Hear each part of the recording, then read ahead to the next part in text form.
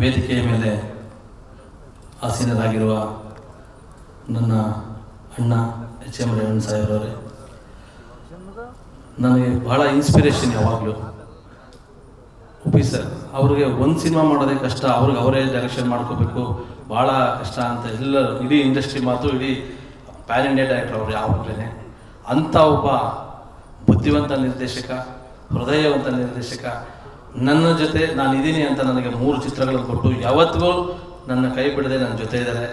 ಉಪಿ sir ಅವರು ಇದ್ದಾರೆ, ಅವ್ರಿಗೂ ವಂದಿಸ್ತಾ ಇವತ್ತಿನ ಸಂದರ್ಭದಲ್ಲಿ ನಾನು ಮೊನ್ನೆ ಬಾಂಬೆಗೆ ಒಂದು ಬರ್ತ್ಡೇ ಇವೆಂಟ್ಗೆ ನನ್ನನ್ನು ಆಹ್ವಾನ ಕೊಟ್ಟಿದ್ದರು.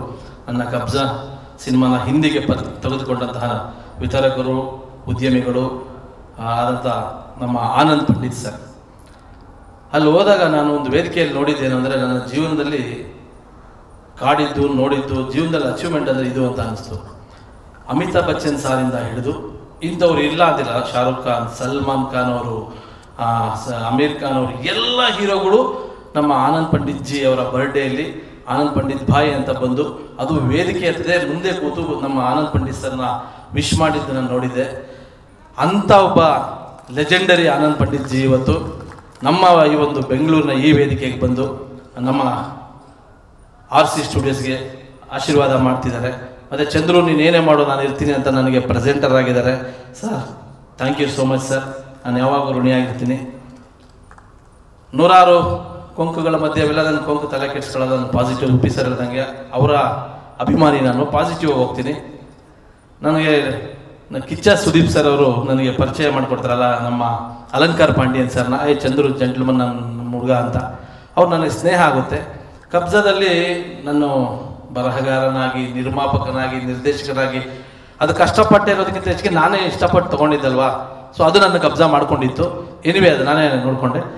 ಆವಾಗ ನನಗೆ ಅವ್ರು ನನ್ನ ಜೊತೆಗೆ ನಿಲ್ತಾರೆ, ಈ ಎಂಡ್ ಜರ್ನಿಗೆ ನಾನು ಇರ್ತೀನಿ ಅಂತ. ಪರಿಪೂರ್ಣವಾದ ಮೇಲೆ ಚಂದ್ರು ನೀನು ಜರ್ನಿ ಮಾಡಿದ್ರೆ ನಿನ್ನ ಜೊತೆ ಮಾಡಬೇಕು, 100 ಜನ 100 ಹೇಳಿ ಹೊಟ್ಟೆ ಹೊರಿಯೋರು, ನಾನು ನಿನ್ನ ಜೊತೆ ಇರ್ತೀನಿ, ಯಾಕಂದ್ರೆ ಕರೆಕ್ಟಾಗಿ ನಾನು ನಡ್ಕೊಂಡಿದ್ದೀನಿ. ಸೊ ನಿನ್ನ RC ಸ್ಟುಡಿಯೋಸ್ಗೆ ನಾನು one of the share holder ಅಂತ ನನ್ನ ಕಂಪನಿಲಿ. ಸೊ ನಮ್ಮ ಅಲಂಕಾರ ಪಾಂಡ್ಯ ಸರ್ ಜಾಯ್ನ್ ಆಗಿದ್ದಾರೆ. ಇದರೆಲ್ಲದರ ಮಧ್ಯದಲ್ಲಿ ನನ್ನ ಅಣ್ಣ ಅವರು ಸ್ವಂತ ನನ್ನ ತಾಯಿ ಹೊಟ್ಟೆಯಲ್ಲಿ ಹುಟ್ಟಿಲ್ಲ, ಆದರೆ ನನ್ನ ಸ್ವಂತ ಅಣ್ಣ ರಾಮಚಂದ್ರ ಗೌಡರು. ನಾನು 3 ಸಿನಿಮಾಗಳು ಅವ್ರ ಜೊತೆ ಕೆಲಸ ಮಾಡಿದ್ದೀನಿ. ನನಗೆ ಮುಂದೆ ನಿರ್ಮಾಪಕರು ಅಂತ ಇರಲ್ಲ, ನಾನು ಇದ್ದೀನಿ ನೀನು ಮಾಡೋ 2 ನೀನೇ ಇರಬೇಕು ಅಂತ ಯಾವಾಗಲೂ ನಿಂತ್ಕೊಳ್ತಾರೆ. ಇವತ್ತಿಗೂ RC ಸ್ಟುಡಿಯೋಸ್ಗೂ ಅವರೇ ಇನ್ಸ್ಪಿರೇಷನ್ ಅವರು. ಅಂದರೆ ನಾನು ಅವರ ಬಳಿ ಇರ್ತಕ್ಕಂತಹ ರೀತಿ ಮತ್ತು ಅವರು ನನ್ನ ಇಷ್ಟಪಡ್ತಕ್ಕಂಥದ್ದು. ಸೊ ಹೀಗೆ ನನಗೆ ಒಂದು 4 ಪಿಲ್ಲರ್ಗಳು, ಆನಂದ್ ಪಂಡಿತ್ ಜಿ, ನನ್ನ ಅಣ್ಣ ರೇವಣ್ಣ ಸಾಹೇಬರು ಆಲ್ವೇಸ್ ನನಗೆ ಲಕ್ಷ್ಮಣದಿಂದ ಹಿಡಿದು, ಅಣ್ಣ ನನಗೆ ಬೇಕು ಅಂದರೆ ಬೈದ್ಕೊಂಡಾದರೂ ನಾನು ಹೋಗಿ ನನ್ನ ಅಣ್ಣನ ಥರ ಹೋಗಿ ಇಸ್ಕೊಂಬರ್ತೀನಿ, ಎಲ್ಲದಕ್ಕೂ ನಿಂತಿದ್ದಾರೆ ನಂಗೆ ಅಣ್ಣ. ಅದಾದಮೇಲೆ ನಮ್ಮ ಮಂಜುನಾಥ್ ಹೆಗಡೆ ಸಾಹೇಬರು, ಅವ್ರ ಬಗ್ಗೆ ನಿಮ್ಗೊಂದು ಚಿಕ್ಕ ಪರಿಚಯ. ಒಂದು 500 ಎಕರೆ ಇದೆ ಅವ್ರದ್ದು, ಒಂದು ಶ್ರೀಗಂಧ ತೋಟ ಇದೆ. ಒಂದು ತುಂಬ ಈಗ ಕೊಟ್ಟರೆ ಕೋಟ್ಯಾಂತರ ರೂಪಾಯಿ ಆಗೋದು, 100 ಕೋಟಿ ಅದು ಅವರ ತಂದೆ ನೆಟ್ಟಿದ್ರು ಅಂತೇಳಿ ಒಂದು ಮರನೂ ಕೂಡ, ಪರಿಸರ ಪ್ರೇಮಿ ಅವರು, ಸೇಲ್ ಮಾಡಿದೆ. ಆ ಪರಿಸರವನ್ನು ಕಾಪಾಡ್ಕೊಂಡು ಬಂದಿರೋದು ಅವ್ರ ಹೆಗ್ಗಳಿಕೆ. ಅವರು ಕೂಡ ನನಗೆ, ನಾನು ಏನೇ ಕೆಲಸ ಮಾಡಿದ್ರು ನನ್ನ ಜೊತೆ ಈ ಥರದವರೆಲ್ಲ ದೊಡ್ಡ ದೊಡ್ಡ ಲೆಜೆಂಡರ್ ಜೊತೆ ಇರೋದ್ರಿಂದನೇ ನಾನು RC ಸ್ಟುಡಿಯೋ ಸ್ಥಾಪನೆ ಮಾಡಿದ್ದೀನಿ. ತುಂಬ ಹೊತ್ತಾಗಿದೆ. ವೇದಿಕೆಯ ಮೇಲೆ ಇರ್ತಕ್ಕಂಥ ಎಲ್ಲ ಗಣ್ಯರಿಗೂ ನಾನು ನಮಿಸ್ತಾ, ಮತ್ತು ಈ ಆರ್ ಚಂದ್ರು ಜರ್ನಿಯಲ್ಲಿ ಸರ್ ಯಾವುದೇ ಮೆಟ್ಲತ್ತೋದಕ್ಕೂ ಒಂದು ಶಕ್ತಿ ಬೇಕು, ಮತ್ತು ಯೋಗ ಬೇಕು, ಯೋಗ್ಯತೆ ಬೇಕು. ನಾನು ಯಾವಾಗಲೂ ಯೋಗನ ಸೆಕೆಂಡ್ ನಂಬ್ತೀನಿ, ಯೋಗ್ಯತೆ ಒಂದೇ ನಂಬೋದು. ಕೆಲವರಿಗೆ ಲಿಫ್ಟ್ ಸಿಕ್ಕಿ ಬೇಗ ಹೋಗ್ತಾರೆ, ಕೆಲವರು ಮೆಟ್ಲತ್ಕೊಂಡು ಬೇಗ ಬರುತ್ತೆ, ನಿಧಾನ ಸ್ವಲ್ಪ ಲೇಟ್ ಆಗ್ಬೋದು ಅಷ್ಟೇ, ಬಟ್ ಗೋಲ್ ಒಂದೇ ಇರುತ್ತೆ. ಆ ರೀತಿ ನನ್ನನ್ನು ಪ್ರತಿ ಸ್ಟೆಪ್ಪಲ್ಲೂ ನಿಧಾನಕ್ಕೆ ಬೀಳ್ಬೇಡ ಅಂತ ಕರ್ಕೊಂಡು ಹೋಗ್ತಾ ಇರೋರು ನನ್ನ ಮಾಧ್ಯಮ ಮಿತ್ರರು. ಪ್ರತಿ ಸ್ಟೆಪ್ಪಲ್ಲೂ ಕೂಡ ಯಾವತ್ತು ಒಬ್ಬ ರೈತನ ಮಗ ಅಥವಾ ಇನ್ನೇನೋ ಅಂತ ನಮ್ಮನ್ನು ಯಾವತ್ತು ಕಡೆಗಣಿಸ್ತೆ. ಇವತ್ತಿಗೂ ನೀವು ನಿಂತಿದ್ದೀರಾ. ಎಲ್ಲರಿಗೂ ನನಗೆ ಎಮೋಷನ್ ಆದರೆ ಸಾರಿ, ಕೆಲವೊಂದು ನೆನೆಸ್ಕೊಂಡು ಹೆಂಗಾಗುತ್ತೆ. ಎನಿವೆ ಇದೊಂದು ನನ್ನ ಜೀವನದಲ್ಲಿ ಇದೊಂದು ಮಹತ್ತರವಾದ ಘಟ್ಟ. ನಾನು ಒಬ್ಬಂಟಿಯಾಗಿ 12 ಸಿನಿಮಾ ಮಾಡಿದ್ದೀನಿ. ಈಗ ನನಗೊಂದು ದೊಡ್ಡ ತಂಡ ಸಿಕ್ಕಿದೆ, ಅದಕ್ಕೆ 5 ಸಿನಿಮಾ ಮಾಡ್ತೀನಿ. ನನಗೆ 5 ಸಿನಿಮಾ ಕಷ್ಟನೇ ಇಲ್ಲ. ನಿಮ್ಮ ಆಶೀರ್ವಾದ ಇದ್ದರೆ 50 ಸಿನಿಮಾ ಮಾಡ್ತೀನಿ. ಯಾಕೆ ಅಂತಂದರೆ ನನ್ನ ಟೀಮ್ ಹಂಗಿದೆ, ನಾನು ಅಷ್ಟು ಥರ ಉಳಿಸ್ಕೊಂಡಿದ್ದೀನಿ. ಅವರೆಲ್ಲ ನಾವು ಮಾತಾಡೋಕ್ಕೂ ಆಗಲ್ಲ. ಆನಂದ್ ಪಂಡಿತ್ ಜಿ ಅವ್ರ ಅಪಾಯಿಂಟ್ಮೆಂಟು ಸಿಗಲ್ಲ. ಅವ್ರು ಒಂದಿನ ಓದಿ ಅವ್ರು ಇನ್ನೊಂದು ನಿಮಿಷನೂ ಅಪಾಯಿಂಟ್ಮೆಂಟ್ ಇದು, because of you I am giving your appointment ಅಂತ ಬೇರೆ ಮೀಟಿಂಗ್ ಇತ್ತು ಅಂದರು. ಸೊ ಇವರೆಲ್ಲರ ಆಶೀರ್ವಾದ ಇದೆ, ನಿಮ್ಮ ಸಪೋರ್ಟ್ ಇದೆ. ಒಂದು ಕನ್ಕ್ಲೂಷನ್ ಕೊಡಬೇಕು ಈ ಸಂದರ್ಭದಲ್ಲಿ. ಒಂದು ಮಾತನ್ನ ಒಂದು ಚಲನಚಿತ್ರ ವಾಣಿಜ್ಯ ಮಂಡಳಿ ಇವತ್ತು ನಮ್ಮೆಲ್ಲರ ಹಿರಿಯರು, ನಿರ್ದೇಶಕರು, ನಿರ್ಮಾಪಕರು, ಎಲ್ಲದಕ್ಕೂ ಒಂದು ಹಿರಿಯರಾಗಿರ್ತಕ್ಕಂತಹ ನಮ್ಮ ಕನ್ನಡ ಚಿತ್ರರಂಗದ ಎನ್ ಸುರೇಶ್ ಸರ್ ಅವರು ವಾಣಿಜ್ಯ ಮಂಡಳಿ ಅಧ್ಯಕ್ಷರು. ಅವರು ಕೂಡ ಯಾವಾಗಲೂ ಅಷ್ಟೇ ಒಂದು ಪಾಸಿಟಿವ್ ಪರ್ಸನ್. ಅವ್ರ ಅಧ್ಯಕ್ಷರಾಗವಾಗಲೇ ಅಣ್ಣ ನೀವು ನಿಂತ್ಕೊಳ್ಳಿ, ನೀವು ಯಾವಾಗಲೂ ಚಿಂತನೆ ಮಾಡ್ತೀರಾ, ನೀವು ಒಂದು ಒಳ್ಳೆ ಕಡೆಗೆ ಚಿಂತನೆ ಮಾಡ್ತೀರಾ ಅಂತ ಅವರು ಫೋನ್ ಮಾಡಿ ಚಂದ್ರು ನೀವೆಲ್ಲ ಇರಬೇಕು ಅಂತ ಆವಾಗಲೇ ಹೇಳಿದ್ದೆ. ಆ ಥರದ ವ್ಯಕ್ತಿಗಳು ಬೇಕು. ಅವರು ಕೂಡ ಅಣ್ಣ ಹಿಂಗೆ ಬರಬೇಕು ಅಂದರೆ ಬಂದಿದ್ದಾರೆ. ಅಣ್ಣ ಥ್ಯಾಂಕ್ ಯು. ಈ ಒಂದು ಸ್ಪಷ್ಟನೆ ಕೊಡುವಂಥ ಟೈಮ್ ಅಲ್ಲ, ಆದರೂ ಕೂಡ ನಾನು 5 ಸಿನಿಮಾ ಮೂರ್ತುಗಳು ಎಲ್ಲ ಕಥೆಗಳು 10 ತಿಂಗಳು ನಾನು ಸುಮ್ಮನೆ ಕೂತಿರ್ಲಿಲ್ಲ. ಮಾಡಿದ್ರೆ ಬೇರೆ ಥರ ಮಾಡಬೇಕು. ಕೈ ಹಾಕಿದ್ರೆ ಲೈಟ್ ಕಂಬಕ್ಕೆ ಹೊಡಿಬಾರ್ದು, ಕಲ್ಲು ಹೊಡೆದ್ರೆ ಚಂದ್ರಲೋಕಕ್ಕೆ ಕೈ ಹೊಡಿಬೇಕು, ಕಲ್ಲು ಹೊಡಿಬೇಕು ಅನ್ನೋದು ನಾನು ಅಂದರೆ ಹಾರ್ಡ್ ವರ್ಕ್ ಮಾಡಬೇಕು. ಚಂದ್ರಲೋಕ ಕಳಿಯೋಕ್ಕೆ ಇಲ್ಲ ಆಗುತ್ತೆ, ಹಾರ್ಡ್ ವರ್ಕ್ ಮಾಡಬೇಕು. ಇವತ್ತು ಇಂಡಿಯಾ ಚಂದ್ರನ ಮೇಲೆ ನಾವು ಲ್ಯಾಂಡ್ ಮಾಡಿದ್ವಿ ರೋವರ್ನ. ನಾನು ಅದೇ ರೀತಿ ಪ್ರಯತ್ನ ಪಟ್ಟೆ. ಕನ್ನಡದಲ್ಲಿ ಒಬ್ಬರು ಪ್ರಯತ್ನ ಪಟ್ಟರು, ಯಾರು ಅಮೆರಿಕದವ್ರು ಪ್ರಯತ್ನ ಪಟ್ಟರು, ಒಂದು ಇಂಡಿಯನ್ಸ್ ಪ್ರಯತ್ನ ಪಡಬಾರ್ದ. ನಾನು ಪ್ರಯತ್ನ ಪಟ್ಟೆ ನನ್ನದೇ ಹಣದಿಂದ. ಲ್ಯಾಂಡಿಂಗ್ ಒಳ್ಳೆ ಚಿಕ್ಕ ಕ್ರ್ಯಾಶ್ ಆಗಿದೆ ಅಷ್ಟೇ, not a failure, crash, but that is a road. Chandrayaan through success ಆಯ್ತಲ್ಲ, that is called RC studios. 5 cinema ಬರುತ್ತೆ. ಸಿನಿಮಾಗಳು ಬಂದಂಗೆಲ್ಲ NM ಸುರೇಶ್ ಅಣ್ಣ ಹೇಳಿದಂಗೆ ಇಂಡಸ್ಟ್ರಿಗೆ ಒಳ್ಳೇದ್ರಿ, ನಮಗಲ್ಲ. ನಾನು ಗೌಡ್ರ ಜೊತೆ ಸೇರಿಬಿಟ್ಟು ಗೌಡ್ರೆ ನಾನು ರಿಯಲ್ ಎಸ್ಟೇಟ್ ಬರ್ತೀನಿ 100 ಎಕರೆ ಲೇಔಟ್ ಮಾಡೋದು ಅನ್ಬೋದು. ಅದಲ್ಲ, ದೇವ್ರು ನಮ್ಮ ತಂದೆ ಇಲ್ಲಿ ಹಾಕಿದ್ದಾರೆ, ನೀನು ಇಲ್ಲಿ ಇರು ಅಂತ. ಒಂದು ಸಿನಿಮಾ ಮಾಡಿದ್ರೆ ಅದು 1 ಕೋಟಿದಾಗಲಿ 100 ಕೋಟಿದಾಗಲಿ ಅದು ಇಂಡಸ್ಟ್ರಿಯವ್ರು ಎಲ್ಲರೂ ಊಟ ಮಾಡ್ತಾರೆ, ಎಲ್ಲರೂ. ಸೊ ಹಾಗಾಗಿ ನಾವು ಇಂಡಸ್ಟ್ರಿಯಲ್ಲಿ ಗೌರವಿಸೋಣ. ನಾನು ಈ ಒಂದು ಸಂದರ್ಭದಲ್ಲಿ ನಮ್ಮ ಅಣ್ಣ ಯಾರಿಗೋ ಮೊನ್ನೆ ಒಂದು ಚಿಕ್ಕ ಫೋನ್ ಮಾಡಿದ್ರು, ಅವ್ರ ಹೆಸರನ್ನ ಹೇಳಲ್ಲ. ಅಣ್ಣ ನನಗೆ ಯಾವಾಗಲೂ ನಾನು ಒಳ್ಳೇದೇ ಮಾಡಿದ್ರು ನಮ್ಮ ರೇವಣ್ ಸಾಹೇಬರು ನನ್ನನ್ನು ಕರೆದು ಅಪ್ರಿಷಿಯೇಟ್ ಮಾಡ್ತಾರೆ. ತಪ್ಪು ನಡೆದವು ಏನೋ ಹಿಂಗಂತ ಇದ್ದಾರೆ, ಏನೋ ಇದು ಅಂತಾರೆ.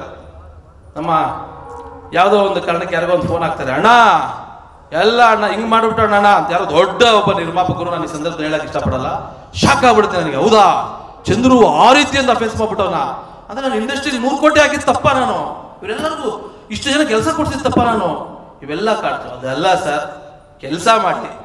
ಯಾಕಂದ್ರೆ ನಾನು ಯಾರನ್ನೂ ಹರ್ಟ್ ಮಾಡೋದು, ಪಾಸಿಟಿವ್ ನುಗ್ಗೋ, ನಾನು ಪಾಸಿಟಿವ್ ಕೆಲಸ ಮಾಡೋದು. ನಾನು ಎಲ್ಲರೂ ನಾವು ಇಂಡಸ್ಟ್ರಿ ಸರ್ ಎಲ್ಲಿದೆ ಗೊತ್ತಾ, ಒಳ್ಳೊಳ್ಳೆ ಸಿನಿಮಾ ಮಾಡಿದ್ರೆ ನಾವು ಕೆಳಗೆ ಬೀಳ್ತಿದ್ವಿ. ಒಳ್ಳೊಳ್ಳೆ ಸಿನಿಮಾ ಮಾಡೋಣ, ಮಾಡಿ ಸಿನಿಮಾ ಎಲ್ಲ ಒಳ್ಳೆ ದೊಡ್ಡ ಹಿಟ್ ಆಗಲ್ಲ. ಪ್ರಭಾಸ್ ಅವ್ರದ್ದು ಫ್ಲಾಪ್ ಆಗುತ್ತೆ, ರಜನಿ ಸರ್ದು ಫ್ಲಾಪ್ ಆಗುತ್ತೆ, ಎಲ್ಲ ಸಿನಿಮಾ ಫ್ಲಾಪ್ ಆಗುತ್ತೆ. ನಮ್ದು ಕೂಡ ಒಂದು ಸಣ್ಣ ಕ್ರ್ಯಾಶ್ ಆಗಿರ್ಬೋದು. ಸರ್ಕಾರಕ್ಕೆ ನೀವು ನಂಬಬೇಕು, ಓಪನ್ ಆಗಿ ಹೇಳ್ತಾ ಇದ್ದೀನಿ, 20 ಕೋಟಿ ನಾನು ಟ್ಯಾಕ್ಸ್ ಕಟ್ಟಿದ್ದೀನಿ ಬಿಕಾಸ್ ಕಬ್ಜಾ ಇಂದ. ಓಪನ್ ಆಗಿ ಹೇಳ್ತೇನೆ, ಯಾರಾದ್ರೂ ಹೇಳ್ತಾರಾ? 20 ಕೋಟಿ ಟ್ಯಾಕ್ಸ್ ಕಟ್ಟಿದ್ದೀನಿ. ಎಷ್ಟು ಜನ ಊಟ ಮಾಡಿರ್ತಾರೆ? ಎಷ್ಟು ಜನ ಇಂಡಸ್ಟ್ರಿ ಬದುಕ್ತೀವಿ ನಾವು? ಸೊ ಇದನ್ನೆಲ್ಲ ಮನಗಾಣಬೇಕು. ಬಾಯಿಗಿದೆ ಅಂತೇಳಿ ಮಾತಾಡಿದ್ರೆ 5 ಸಿನಿಮಾ RC ಸಿನಿಮಾ ಆಗಲ್ಲ.